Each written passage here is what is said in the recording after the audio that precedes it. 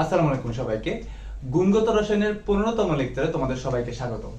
আজকের লেকচারে আমরা মূলত জানার চেষ্টা করব বর্ণালী এবং বর্ণালী মিতি সম্পর্কে। বর্ণালী মানে হচ্ছে স্পেকট্রাম, যেটি একটি গ্রিক ভাষা থেকে আসছে। বর্ণালী মিতি মানে হচ্ছে স্পেকট্রোস্কোপি, যেটাও কিনা গ্রিক ভাষা থেকে আসছে, অর্থাৎ দুটি শব্দের সম্মিলিত অবস্থায় হচ্ছে স্পেকট্রোস্কোপি। আচ্ছা, এই বিষয়ে আমাদের বইয়ের মধ্যে খুব স্বল্প পরিমাণে আলোচনা করা হয়েছে, বা যতটুকুই আলোচনা করা হয়েছে ততটুকুতে আমাদের সম্পূর্ণ বিষয়টা আসলে ক্লিয়ার না, বা অনেক সময় এগুলো বোঝাতে গেলেও দেখা যায় স্টুডেন্টদের মধ্যে একটা হতাশার সৃষ্টি হয় যে আসলে আমি তো কিছু বুঝতেছি না। তো এই বিষয়টা আজকে ছোট করে আমরা বুঝিয়ে দেওয়ার চেষ্টা করব যে আসলে বর্ণালী জিনিসটা কি এবং বর্ণালী মিতি জিনিসটা আসলে কি, দুইটার কাজ আসলে কিরূপ এবং কোনটা কোনটার উপরে আসলে নির্ভর করে। তো ফার্স্টেই আমরা মূলত আলোচনা করব হচ্ছে বর্ণালী নিয়ে। আচ্ছা, বর্ণালী জিনিসটা আসলে কি? বর্ণালী নিয়ে বলতে গিয়ে বিজ্ঞানী ম্যাক্সওয়েল বলে যে যত ধরনের দৃশ্যমান বা অদৃশ্য আলো আছে সবগুলাই উৎপত্তি হয় চৌম্বক ক্ষেত্র এবং বিদ্যুৎ ক্ষেত্রের প্রভাবে। একটু খেয়াল করো ম্যাক্সওয়েল কি বলে। আমরা যদি ম্যাক্সওয়েলের কথা বলি, ম্যাক্সওয়েল কি বলে? তিনি মূলত কথা বলে দৃশ্যমান এবং অদৃশ্যমান রশ্মি নিয়ে। তাহলে আমরা যদি বলি যে দৃশ্যমান ও অদৃশ্যমান বা অদৃশ্য রশ্মি, তাহলে এই যে দৃশ্যমান বা অদৃশ্য যে রশ্মিগুলো আছে সেই রশ্মিগুলা কিভাবে উৎপত্তি হয়? ম্যাক্সওয়েল বলে বিদ্যুৎ ক্ষেত্র এবং চুম্বক ক্ষেত্রের প্রভাবে। অর্থাৎ এই যে রশ্মি, এই রশ্মিগুলাই মূলত বলা হয় হচ্ছে আলো। অর্থাৎ যতগুলো দৃশ্যমান বা অদৃশ্য রশ্মির আলো আছে সেই আলোগুলা মূলত উৎপত্তি হয় বিদ্যুৎ ও চুম্বক ক্ষেত্রের প্রভাবে। অর্থাৎ সকল আলোকে একত্রে বলা হয় তড়িৎ চুম্বকীয় বিকিরণ বা তড়িৎ চুম্বকীয় বর্ণালী। আচ্ছা, খেয়াল করো, তাহলে এই জিনিস থেকে কিন্তু আমরা বুঝে যেতে পারি আসলে বর্ণালী জিনিসটা কি। ম্যাক্সওয়েল দৃশ্যমান ও অদৃশ্য রশ্মি নিয়ে কথা বলে, অর্থাৎ এই দৃশ্যমান এবং অদৃশ্য রশ্মিকে তিনি আলো বলে। এই আলোটা হচ্ছে মূলত বিদ্যুৎ এবং চুম্বক ক্ষেত্রের প্রভাবে তৈরি হয়। এই যে আমাদের বিদ্যুৎ এবং চুম্বক ক্ষেত্রের প্রভাবে যে আলোটা তৈরি হচ্ছে, তাহলে প্রভাবে তৈরি হওয়া মানে কি? অবশ্যই সেখানে শক্তি উৎপন্ন হচ্ছে। তাহলে এই উৎপন্ন কোত্থেকে হচ্ছে? কোন একটা পদার্থের বিকিরণ থেকে আসতেছে। এই ব্যাপারটা নিয়ে আমরা আলোচনা করব। তো যখন কোন একটা পদার্থ থেকে বিদ্যুৎ এবং চুম্বক ক্ষেত্রের প্রভাবে কোন তরঙ্গ রশ্মি কি হয়? বিকিরিত হয়। সেই বিকিরিত রশ্মিটিকে আমরা বলি হচ্ছে বর্ণালী। এখানে একটা জিনিস আমাদের নোটেবল, এখানে বলছে দৃশ্যমান বা অদৃশ্য রশ্মি। আমরা সাধারণত যেটা জানি বা বইয়ের মধ্যে যেটা লিখে দিছে সেটা হচ্ছে বর্ণালী মানে হচ্ছে একটা সাদা আলো। সেই সাদা আলো থেকে যদি আমি একটা বর্ণ অপসারণ করি, সাধারণত আমরা যেভাবে জানি, যদি একটা বর্ণ অপসারণ করার ফলে সেই সাদা আলোটাকে দেখতে যেরূপ লাগবে সেটা হচ্ছে মূলত বর্ণালী। অর্থাৎ সাদা আলো হচ্ছে 7টি আলো সমষ্টি, সেখান থেকে যদি আমি একটি আলোকে অপসারণ করি, যেমন ধরো আমি লাল আলোকে অপসারণ করলাম, তাহলে সেটাকে আর সাদা দেখা যাবে না, সেটাকে দেখা যাবে হচ্ছে বর্ণের মতো, মানে বিভিন্ন বর্ণের সমষ্টি। এই সমষ্টিটাকে বলা হয় বর্ণালী। একপাক্ষিক ভাবে এটা ঠিক আছে, কিন্তু আসলে তুমি যদি বর্ণালী জিনিসটা চিন্তা করো তাহলে কিন্তু এটা ঠিক নেই। বর্ণালী মানে হচ্ছে একটা বিশাল তরঙ্গের পরিসর। বর্ণালী মানে কি? একটা বিশাল তরঙ্গের পরিসর। সেই বিশাল তরঙ্গের পরিসরের একটি ক্ষুদ্র অংশ হচ্ছে আমরা যে সাদা আলোটা দেখি সেটা। অর্থাৎ দৃশ্যমান আলোটাই হচ্ছে একটা বর্ণালীর ক্ষুদ্রতম পরিসর। সেই জায়গায় আমরা ব্যাখ্যা করব। তো ফার্স্টে বলে নেই যে আমরা যে দৃশ্যমান বা অদৃশ্য রশ্মিটা দেখতেছি, যেটা চৌম্বক ক্ষেত্র এবং বিদ্যুৎ ক্ষেত্রের প্রভাবে তৈরি হচ্ছে বা মিথস্ক্রিয়ার ফলে তৈরি হচ্ছে। ব্যাপারটা এরকম যে ধরো আমি এক পাশ দিয়ে হচ্ছে চৌম্বক ক্ষেত্রের প্রভাবে কিছু শক্তি বিকিরণ করলাম, আর এদিক দিয়ে আমি বিদ্যুৎ ক্ষেত্রের প্রভাবে কিছু শক্তি বিকিরণ করলাম। দুটো যখন মিলিত হবে তখন মিলিত হয়ে সেটা একটি তরঙ্গে কি হবে? বিভক্ত হয়ে যাবে। তাহলে এই যে আমরা একটি তরঙ্গ পেলাম, এটাকে মূলত বলা হয় হচ্ছে বর্ণালী। এবং এটা আমরা হচ্ছে বলতে পারি চুম্বকীয় প্রভাব। এটাকে আমরা বলতে পারি চুম্বকীয় প্রভাব। আর এটাকে আমরা বলি, ধরে নাও, বৈদ্যুতিক প্রভাব। তাহলে এই যে চুম্বকীয় প্রভাব এবং বৈদ্যুতিক প্রভাবের মিশ্রণে আমরা একটি রশ্মি পেলাম, এই রশ্মিটাকে বলা হয় মূলত বর্ণালী। তার মানে বর্ণালী আমরা এই দুইটির প্রভাবে আসলে পাই। একটু ব্যাপারটা যদি আমি চিন্তা করি, এটা কখন হয়? যখন কোন একটা পদার্থকে তুমি তাপ দিবা তখন সেখানে চৌম্বক ক্ষেত্র এবং বিদ্যুৎ ক্ষেত্রের সক্রিয়তা বৃদ্ধি পায় বা সক্রিয় হয়। সেই সক্রিয়তা থেকেই কিন্তু আমাদের মূলত পরবর্তীতে যখন এটা আবার পুনরায় আগের অবস্থায় ফিরে আসে, সেই ফিরে আসার ফলে সে কিন্তু কি করে? ওই আমাদের শোষিত শক্তির কিছু অংশ বিকিরণ করে। সেই বিকৃত শক্তিগুলো কিন্তু মূলত বর্ণালী আকারে কি হয়? বিকিরিত হয়। আর একটু সহজ ভাষায় যদি আমি বলি, যেমন ধরেন যে কখন আসলে এই তড়িৎ চুম্বকীয় বর্ণালীটা তৈরি হয়। তড়িৎ চুম্বকীয় নামের মধ্যে হয়তো বুঝতে পারতেছো যে তড়িৎ এবং চুম্বকের একটা কি আছে, এখানে মিশ্রণ আছে। আচ্ছা, আগে আমি বলি বর্ণালীটা আসলে উৎপত্তি কিভাবে হয়। বর্ণালীটা হয় আসলে মূলত তড়িৎ চুম্বকীয় বিকিরণ থেকে, অর্থাৎ শক্তির বিকিরণ থেকে। ব্যাপারটা একটু বুঝাই।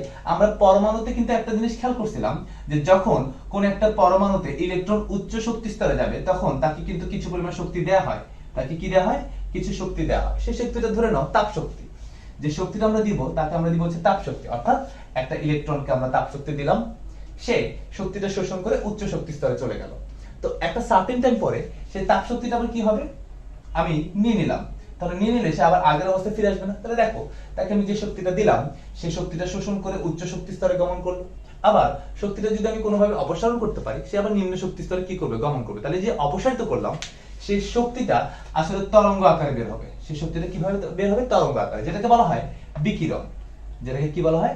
বিকিরণ। এবং এই যে বিকিরণ করছে, অর্থাৎ ইলেকট্রনটা চুম্বকীয় প্রভাবে বা বৈদ্যুতিক প্রভাবে যে উচ্চ শক্তি স্তর থেকে গিয়ে আবার নিম্ন শক্তি স্তরে নেমে আসলো, এর মাঝখানে যে শক্তিটা সে বিকিরণ করলো, অর্থাৎ শক্তির যে পার্থক্য, সেটাকে আমরা বলি হচ্ছে মূলত বর্ণালী।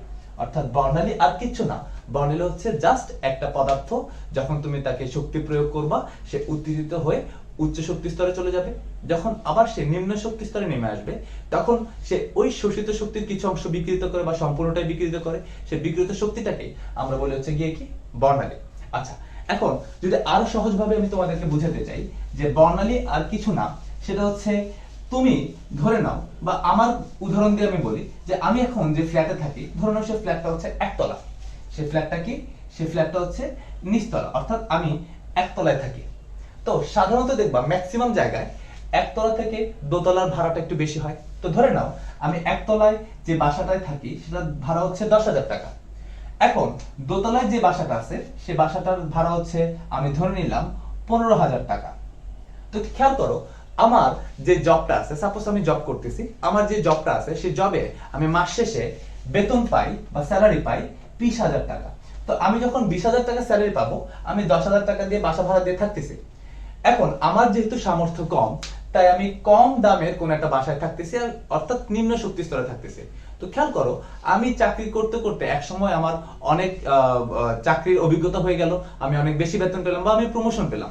তো প্রমোশন পেয়ে দেখবা আমার এই শক্তিটা বেড়ে, অর্থাৎ চাকরির যে আমার স্যালারিটা আছে সেটা বেড়ে 30,000 টাকা হয়ে গেল। অর্থাৎ আমাকে কিছু টাকা যোগ করা হলো, আমার বেতনের সাথে কিছু টাকা যোগ করলো। ফলে দেখো আমার বেতনটা বেড়ে গেল না, অর্থাৎ আমার সামর্থ্য বেড়ে গেল।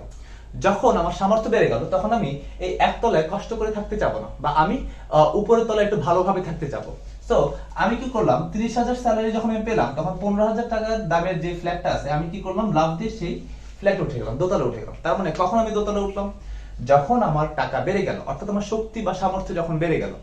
একটা সার্টেন টাইম পর দেখা গেল কোন একটা কারণে, বা ধরো করোনা চলে আসছে, সবারই অবস্থা খারাপ হয়ে গেছিল, তো তখন আমারও অবস্থা খারাপ হয়ে গেছিল। আমার হঠাৎ করে এই পেমেন্টটা আর আমাকে দেওয়া শুরু করলো না, অর্থাৎ আমাকে যে টাকাটা দিল সেই টাকাটা আমার থেকে আবার নিয়ে নিল, অর্থাৎ আমার আবার ডিমোশন হলো, আমার কি হলো, স্যালারিটা কমে গেল।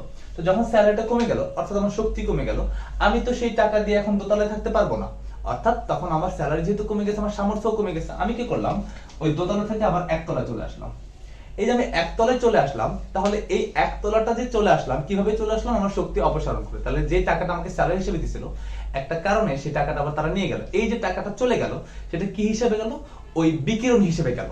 তাহলে যখন বিকিরণ হিসেবে গেল, এই বিকিরিত সেই টাকাটাকে বা বিকিরিত কোন একটা পরমাণু শক্তিটাকেই আমরা বলি হচ্ছে গিয়ে কি, বর্ণালী। আশা করি ব্যাপারটা বুঝছো যে বর্ণালী মানে হচ্ছে আমাদের তড়িৎ ক্ষেত্র এবং চৌম্বক ক্ষেত্রের প্রভাবে আমরা যে রশ্মিটা বিকিরিত হয়, যে রশ্মিটা আসলে বের হয়ে যায়, সে নির্গত রশ্মিটা হচ্ছে গিয়ে কি, বর্ণালী। এবার এই ধারণাটা আমি তোমাদেরকে কনসেপ্টটা ক্লিয়ার করবো যে বর্ণালী হচ্ছে একটা বিশাল একটা পরিসর, আর কিছুই না। ওই পরিসরটাকে বিভিন্ন সেক্টরে ভাগ করা হয় এবং ভাগ করে তাদের নামকরণ করা হয়। সেই নামকরণের একটি অংশ হচ্ছে গিয়ে আমাদের দৃশ্যমান আলো, যেটাকে আমরা দেখতে পাই। এটা সহজ ভাষায় যদি আমরা বলি, অর্থাৎ পরমাণুতে যখন ইলেকট্রন নিম্ন শক্তি স্তর থেকে উচ্চ শক্তি স্তরে, যে আমরা আগেই জেনে আসছি, সেখানে শক্তির শোষণ ঘটে। তো ওই শোষণ ঘটার পরে যদি আবার তার থেকে শক্তিটা অপসারণ হয়, সে নিম্ন শক্তি স্তরে চলে আসে। সে অপসারিত শক্তিটি হচ্ছে তড়িৎ চুম্বকীয় বর্ণালীর প্রভাবে বিকিরিত হয়। ওই বিকিরণটাই মূলত বর্ণালী। তো এখন এই বর্ণালীটা হচ্ছে একটা বিশাল তরঙ্গ দৈর্ঘ্য। একটু খেয়াল করো, এই বর্ণালীটা হচ্ছে গিয়ে কি, একটা বিশাল তরঙ্গ দৈর্ঘ্য। একটু খেয়াল করলে দেখবা আমি যে তরঙ্গটা আঁকছি সেই তরঙ্গটা কিন্তু নির্দিষ্ট পরিসরের নয়। খেয়াল করো, আমি শুরুর দিকে তরঙ্গটা কি করছি, একটু কাছাকাছি মানে বেশি কম্পাঙ্কের তরঙ্গ আঁকছি, পরবর্তীতে আমি ক্রমান্বয়ে একটু বড় তরঙ্গের বা বড় দৈর্ঘ্যের একটা কম্পাঙ্ক আঁকছি। তো এই যে আমাদের তরঙ্গ বের হচ্ছে, এই পুরোটা কি আমরা বলতে পারি হচ্ছে একটা বর্ণালী। এই পুরোটাই কি একটা বর্ণালী। এখন এই বর্ণালীটাকে আমরা তাদের ফ্রিকোয়েন্সি অনুসারে ভাগ করব। ধরো এইটুক পর্যন্ত আমরা একটা ফ্রিকোয়েন্সি বা নিউ পাচ্ছি, এইটুক পর্যন্ত আমরা ফ্রিকোয়েন্সি বা নিউ পাচ্ছি। এই টোটাল বর্ণালীটাকে আমরা তাদের ফ্রিকোয়েন্সি বা শক্তি আকারে বিভিন্ন সেক্টরে ভাগ করলাম।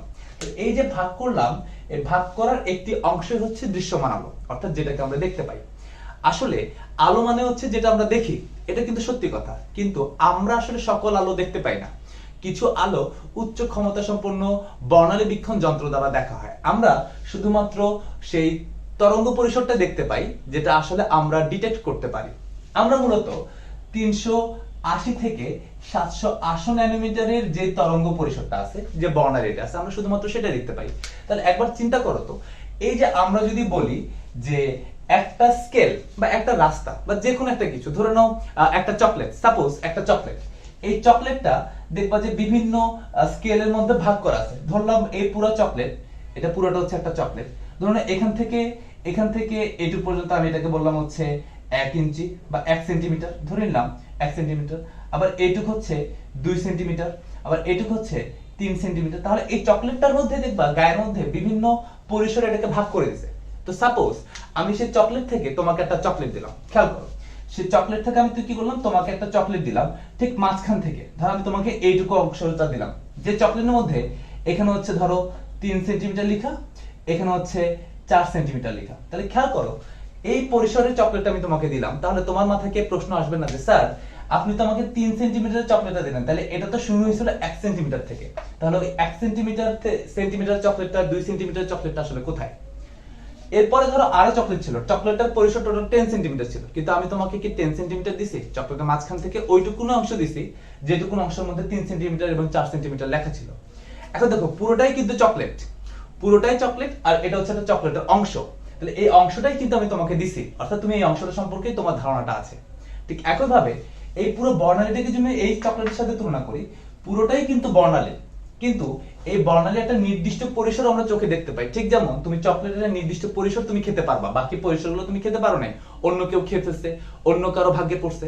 ঠিক একইভাবে পুরো বর্ণালীটা যদি একটা নির্দিষ্ট পরিসর হয়, ধরো 1 ন্যানোমিটার থেকে 1 লক্ষ কিলোমিটার পর্যন্ত, তাহলে এখানে তাদের ফ্রিকোয়েন্সি অনুসারে তাদেরকে ভাগ করা হয়, যে প্রথম দিকটা হবে অতিবেগুনি, তারপরটা হবে দৃশ্যমান, তারপরটা হবে অবলোহিত। এরকম তাদেরকে তাদের ফ্রিকোয়েন্সি অনুসারে, তরঙ্গ দৈর্ঘ্য অনুসারে তাদেরকে কি করা হয়, ভাগ করা হয়। এই ভাগ করার পরে কিন্তু আমরা তাদেরকে বিভিন্ন পরিসরে তাদেরকে আমরা ডাকি।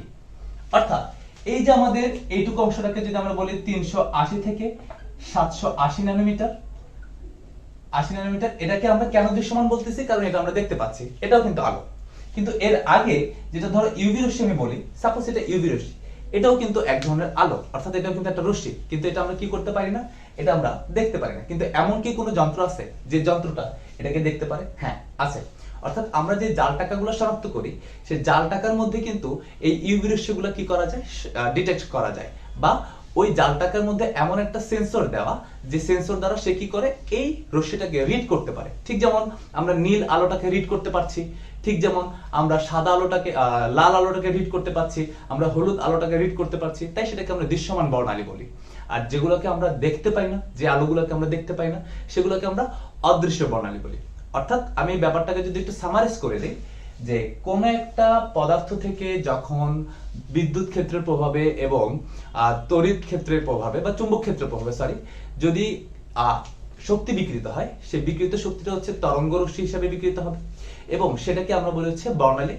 বর্ণালী হচ্ছে একটা বিশাল পরিসর, সেই বিশাল পরিসরের একটি অংশ হচ্ছে আমাদের দৃশ্যমান আলো, যেটাকে মূলত আমরা বর্ণালী বলি। কিন্তু ওই বর্ণালীটুকু অর্থাৎ দৃশ্যমান আলোটাকে আমরা জাস্ট একটা বর্ণালীর অংশ হিসেবে জানি। তাহলে এই হচ্ছে মূলত বর্ণালী। বর্ণালী হচ্ছে জাস্ট একটা তড়িৎ চুম্বকীয় বিকিরণ বা তড়িৎ চুম্বকীয় বিক্ষেপণ বলতে পারো। বর্ণালী জানার পর এখন আমরা মূলত জানবো হচ্ছে বর্ণালী মিতি সম্পর্কে। বর্ণালী মিতিটা কি? অর্থাৎ বর্ণালীকে কাজে লাগিয়ে আমরা যখন কোন একটা পদার্থের অবস্থা সম্পর্কে জানবো তখন সেটাকে বলা হচ্ছে বর্ণালী মিতি। অর্থাৎ কোন একটা পদার্থের অবস্থা, তার বৈশিষ্ট্য, তার ধর্ম সম্পর্কে আমরা একটা জ্ঞান লাভ করবো, এটাকে বলা হচ্ছে বর্ণালী মিতি। যদি ছোট করে একটা উদাহরণ দিই, যে বর্ণালী, আমরা একটু আগে তো দেখলাম যে বর্ণালী মানে হচ্ছে আলো, অর্থাৎ একটা বড় পরিসর, সেখানে দৃশ্যমান বা অদৃশ্য আলো থাকবে। তো আমরা যখন কোন একটা আলোকে কোনো পদার্থে ফেলবো, তাহলে সেই পদার্থে যখন আমরা কোন একটা আলোকে ফেলবো, সেই আলোটার পদার্থে পড়ে সেই পদার্থের মধ্যে দুই ধরনের ক্রিয়া ঘটতে পারে।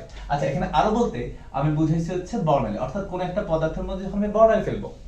আচ্ছা, কি কি পদার্থ হতে পারে? সেই পদার্থটা অণু হতে পারে, সেই পদার্থটা পরমাণু হতে পারে, এবং সেই পদার্থটা যৌগ হতে পারে, মানে যে কোনো পদার্থ সেখানে হতে পারে। তো যখন কোন একটা পদার্থের মধ্যে আমরা আলো বা বর্ণালী ফেলবো, তখন সেই পদার্থের মধ্যে দুই ধরনের ক্রিয়া সংঘটিত হতে পারে।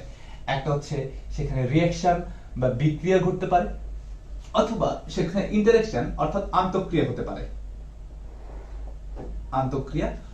আচ্ছা, এখন এই বিক্রিয়া এবং আন্তঃক্রিয়া, এই দুইটা ক্রিয়া একটা পদার্থের মধ্যে ঘটতে পারে যখন সেখানে তড়িৎ চুম্বকীয় বর্ণালী আসবে, অর্থাৎ তড়িৎ ক্ষেত্রের প্রভাবে এবং চুম্বক ক্ষেত্রের প্রভাবে যে রশ্মিটা আমরা পাই সেই রশ্মিটা আসবে। আচ্ছা, তো বিক্রিয়া সম্পর্কিত আলোচনাটা আমরা সাধারণত করে থাকবো হচ্ছে দ্বিতীয় পত্রে, অর্থাৎ দ্বিতীয় পত্রে আছে একটা পরমাণুর উপরে বা কোন একটা অণুর উপরে যখন কোনো তরঙ্গ পড়বে বা যখন কোনো বর্ণালী আসবে বা আলো পড়বে, তখন এই আলোর উপস্থিতিতে কিভাবে সেখানে আমাদের ক্রিয়াটা ঘটবে সেটা সম্পর্কে আমরা দ্বিতীয় অধ্যায়ে জানবো। কিন্তু মূলত গুণগত রসায়নে যে সম্পর্কটা নিয়ে আলোচনা করছে সেটা হচ্ছে আন্তঃক্রিয়া নিয়ে। আচ্ছা, আন্তঃক্রিয়া ব্যাপারটা কি? আন্তঃক্রিয়া মানে হচ্ছে যখন কোনো পদার্থে আলো পড়বে তখন সেই পদার্থের মধ্যে একটা সাময়িক উত্তেজনা সৃষ্টি হয়।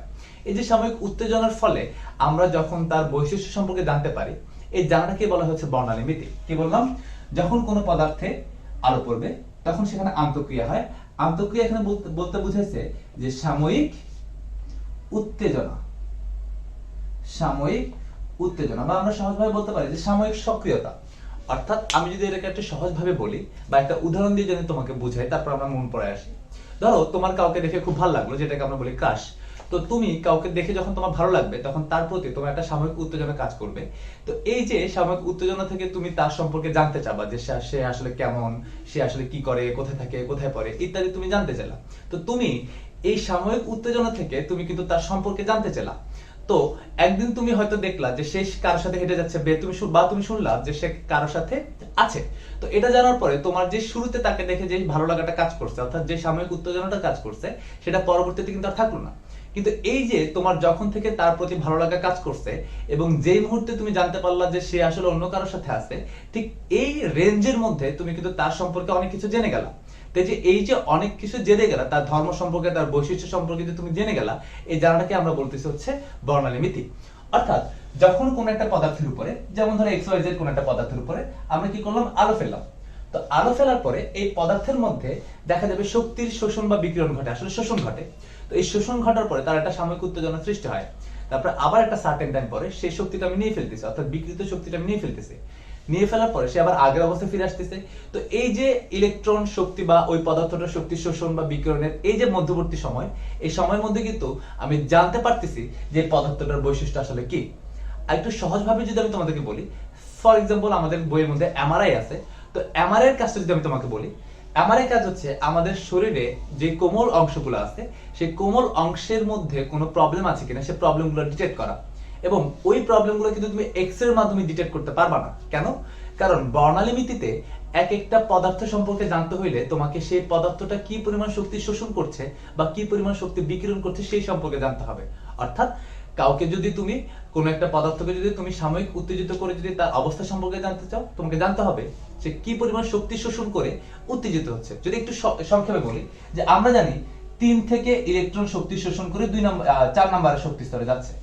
তো তুমি 3 থেকে 4 এ যেতে যদি 4 জুল শক্তির প্রয়োজন হয়, তুমি যদি তাকে 3 জুল শক্তি দাও তাহলে তো সে নেবে না। অর্থাৎ আমি ধরে নিলাম যে 4 জুল শক্তি নিতে তোমার 4 ইউনিট তরঙ্গ লাগে। আবার তুমি দিলে তাকে 3 ইউনিট তরঙ্গ, তাহলে তো সে 4 নম্বর শক্তি স্তরে যাবে না। তার মানে সেই ইলেকট্রনটাকে তুমি উত্তেজিত করতে পারলা না। আবার তুমি যদি তার থেকে বেশি উত্তেজিত করে ফেলো তাহলে কিন্তু সে 4 নম্বর শক্তি স্তরে যাবে না, সে অন্য কোথাও চলে যেতে পারে। সো তোমাকে বর্ণালী মিতি পড়তে হলে তোমাকে জানতে হবে তুমি যে পদার্থটা সম্পর্কে জানতে চাচ্ছ সেই পদার্থটা আসলে কি পরিমাণ আলোর উপস্থিতিতে নিজেকে উত্তেজিত করে। তাহলে এই সম্পর্কে তোমাকে একটা ক্লিয়ার ধারণা থাকতে হবে। তো আমরা সেই কনসেপ্টটাতে না যাই, আমরা মূলত পড়তে যেটা চাচ্ছি সেটা হচ্ছে আসলে বর্ণালী মিতিটা কি। বর্ণালী মিতি মানে হচ্ছে বর্ণালীর উপস্থিতিতে কোনো একটা পদার্থকে আইডেন্টিফাই করা, অর্থাৎ ওই পদার্থ সম্পর্কে একটা ধর্ম, ওই পদার্থ সম্পর্কে কিছু জানা বা বৈশিষ্ট্যটা জানা। খেয়াল করো, আমি যদি বলি যে এমআরআই যে মূল কনসেপ্টটা, আমি এমআরআই করে আমার শরীরের একটা নির্দিষ্ট অংশে কোনো ক্যান্সার রোগ সৃষ্টিকারী কোষ আছে কিনা সে সম্পর্কে আমি জানতে চাচ্ছি। তো আমি ধরে নিলাম যে কারো একজনের শরীরে যে ক্যান্সার রোগ সৃষ্টিকারী, এইটা হচ্ছে ক্যান্সার রোগ সৃষ্টিকারী কি একটা তরঙ্গ বা কোষ। তো এই ক্যান্সার রোগ সৃষ্টিকারী যে কোষটা আছে সেটা সাধারণত আমাদের একটু পানির পরিমাণ কম থাকে, সেখানে পানির পরিমাণটা তুলনামূলকভাবে কম থাকে। তো আমাদের এমআরআইটা মূলত করা হয়েছে হাইড্রোজেন পরমাণুর উপর ভিত্তি করে। অর্থাৎ এই যে আমরা এটার উত্তেজিত অবস্থা সম্পর্কে আমরা জানবো, সেটা কিভাবে জানবো? হাইড্রোজেন পরমাণুর উপর ভিত্তি করে। আমরা আমাদের দেহের যতগুলো পরমাণু আছে সবগুলো যে বিভক্ত করি, তাহলে সবচেয়ে বেশি পরিমাণ পাওয়া যাবে হচ্ছে হাইড্রোজেন। কেন? কারণ আমাদের দেহের প্রায় 70% হচ্ছে পানি। তো ওই পানির মধ্যে কিন্তু H2 অর্থাৎ হাইড্রোজেন দুইটি থাকে, তাহলে সবচেয়ে বেশি যে পরমাণুটা আমাদের দেহে আছে সেটা হচ্ছে মূলত হাইড্রোজেন। তো হাইড্রোজেনের এই ইলেকট্রনের উত্তেজিত অবস্থা থেকে শুরু করে আবার যদি তাকে আবার আগের অবস্থায় ফিরে আনি, এই পরিসরটার মধ্যে কিন্তু আমরা একটা কোষের অবস্থা সম্পর্কে আমরা জানতে পারি। কিভাবে? ধরে নাও আমাদের এই যে একটা কোষের খণ্ড আছে, সেই কোষের সবগুলো কোষই ভালো, কিন্তু মাঝখানে একটা কোষ আছে যেটি কিনা ক্যান্সার রোগ সৃষ্টিকারী। তো যে কোষটি ক্যান্সার রোগ সৃষ্টিকারী সেখানে পানির পরিমাণটা থাকবে কম। তো পানির পরিমাণ যেহেতু কম, তাহলে সেখানে হাইড্রোজেনের পরিমাণও কি থাকবে? কম থাকবে। অন্যান্য যে কোষগুলো আছে সেখানে পানির পরিমাণ স্বাভাবিকভাবে স্বাভাবিক যতটুকু থাকার কথা ততটুকুই আছে, তাহলে সেখানে আমাদের হাইড্রোজেনের পরিমাণ হবে বেশি, যেহেতু ক্যান্সার রোগ সৃষ্টিকারী কোষের মধ্যে পানির পরিমাণ কম। তো আমি যখন এই কোষের মধ্যে রেডিওওয়েভ ছাড়বো, তখন ওই অন্যান্য কোষের মধ্যে যেহেতু হাইড্রোজেনের পরিমাণ বেশি, হাইড্রোজেনে যেটা ঘটে, প্রত্যেকটি হাইড্রোজেনে থাকা একটি ইলেকট্রন শক্তি শোষণ করে উচ্চ শক্তি স্তরে গমন করে। আবার যখন আমি রেডিওওয়েভটা নিয়ে ফেলবো, শক্তিটা যখন আমি অপসারণ করব, সে পুনরায় নিম্ন শক্তি স্তরে ফিরে আসবে। তাহলে এই যে উচ্চ শক্তি স্তরে গমন করলো এবং পুনরায় নিম্ন শক্তি স্তরে ফিরে আসলো, তখনই তার কিছু শক্তি বিকিরণ হয়। তাহলে একটা হাইড্রোজেন যে পরিমাণ শক্তি বিকিরণ করবে, যে কোষগুলো ভালো, পানির পরিমাণ সব সমপরিমাণ আছে বা পানির পরিমাণ ঠিকঠাক, সেখানে হাইড্রোজেনের পরিমাণ বেশি হবে। তাহলে একটি হাইড্রোজেন যে পরিমাণ শক্তি বিকিরণ করবে, অনেকগুলো হাইড্রোজেন হলে তার থেকে বেশি শক্তি বিকিরণ করবে। এবং যে কোষটির মধ্যে আমাদের পানির পরিমাণ কম, তাহলে সেই কোষে হাইড্রোজেনের পরিমাণও কম, তাহলে সে কম পরিমাণ শক্তি বিকিরণ করবে। ফলে এই বিকিরণের শক্তিটা আমরা তো খালি চোখে দেখতে পাবো না, কারণ এটা তো সাধারণত আলোর রশ্মির কারণে হয়। আমাদের কম্পিউটারের মধ্যে এই বিকিরিত শক্তিটা ডিটেক্ট করার মতো কি থাকে? একটা ইন্ডিকেটর থাকে। তো সেটা কি করে? এই বিকিরিত শক্তিটা কাউন্ট করে এরকম ভাইব্রেশনের কতগুলো কি দেয়? ইমেজ ক্রিয়েট করে, যে ইমেজটা আমরা পরবর্তীতে কম্পিউটার দেখতে পাই। পরে প্রিন্ট করে সেই ইমেজের সাথে তুলনা করে আমরা বুঝতে পারি যে আসলে কোন জায়গার কোষগুলো আমাদের ক্যান্সারের রোগ সৃষ্টিকারী। এভাবেই আমরা বর্ণালী ব্যবহার করে কোন একটা পদার্থের অবস্থা বা বৈশিষ্ট্য সম্পর্কে আমরা জানতে পারি। এই যে অবস্থা বা বৈশিষ্ট্য সম্পর্কে জানতে পারাটা, এটাকে মূলত বলা হলো বর্ণালী মিতি।